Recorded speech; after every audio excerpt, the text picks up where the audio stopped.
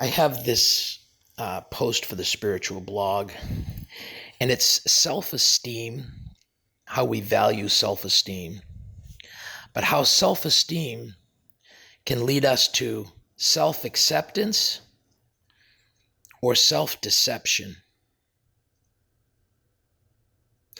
So think about self-esteem. Most self-esteem starts by being accepted by others. We're polite, we're nice, we're dependable, we show up on time.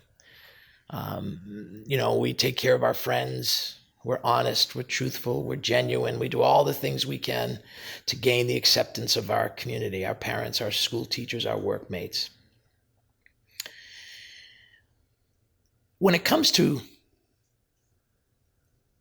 an issue that arises that threatens to insult a relationship, to maybe admit to ourselves that something comes up that we like to do, but we know for certain that our parents would never agree, or we know our church pastors would never agree. So when we're dealing with these types of issues, we start bringing self-deception because we want to keep peace, because we want to maintain our self-esteem. So because our pastor or our parents may look at what we've done and look at us negatively, we then may deliberately deceive ourselves by deceiving them. So we say, I don't really feel that way. That's not true. I don't want to let anyone know that I really feel that way. So you begin hiding that, which becomes deception. If, however, you recognize that self-esteem is not under your control, it's under the control of others. So how do you know whether or not your self-esteem is actually leading you to self-acceptance or leading you to self-deception? Well, the first thing that you need to have something that triggers a conflict. There has to be an action that triggers an anxiety or a worry about what so-and-so will think, or what might they say about me, or what might they reveal about me, or whatever it is.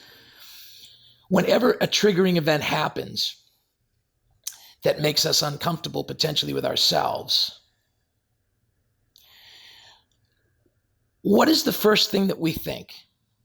If we think, what will so-and-so think of me? What if this happens? What if this is true? Like, why do I want to do this? I don't really want to do this because I know I'm not supposed to want to do this, but I really do want to do this, but I don't want to let anyone know that I want to do this. So in that, you're lying to yourself. Instead of that, saying, yes, I do want to do this. So first, accept the fact that you want to do something. And if you say, no, I don't want to accept that I want to. Just accept the fact, the simple fact, that you're not being honest with yourself. Honest with yourself is paramount to having honesty within a community and within a society.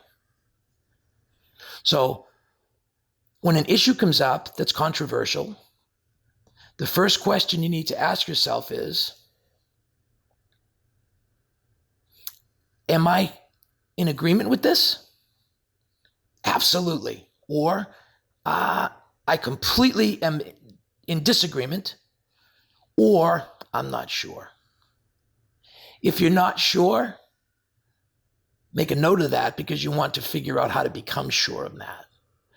But if you know something, absolutely, that this is who you are, and you say to yourself, this is the way I feel on this matter, be honest with yourself first. And then in public, never, ever, ever disagree with your own point. Always be in harmony with your own thoughts. Know your thoughts. And if you discover along the way that you've been constantly thinking that you should be going up, and all of a sudden you discover you needed to be going down, because you have inner integrity, you adjust your point of view. And then you make that the new rule. And you're not afraid to let go of the old rule, to hold on to the new rule, which you know is truth. So there's two ways to go. When some things start to happen in our world that unsettle us, we have the choice of what would everyone else think of me and how should I act so that everyone around me keeps my self-esteem accurate. That's deception. When you sit and you say to yourself, how do I feel about this? How do I feel about this? Not how other people were going to think, not all those other things. They may influence your point of view. But first, you've got to know and be truthful and honest with yourself. Do I accept this as true?